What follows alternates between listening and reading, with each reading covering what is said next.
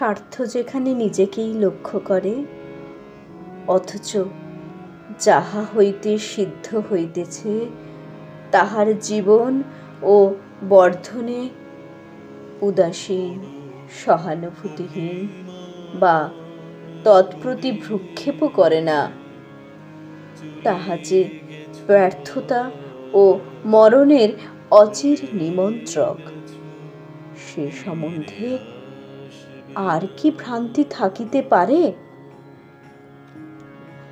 আর এ সমষ্টিতেও যেমন বেষ্টিতেও তেমনি।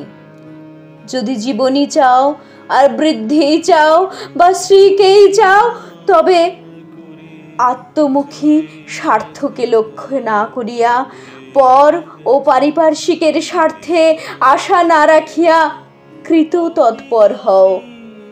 দেখিও, না পাওয়ার দ্বন্দ্ব হইতে মুক্ত হইয়া সর্ববিধ পাওয়ায় প্রতিষ্ঠা লাভ করিবেই করিবে।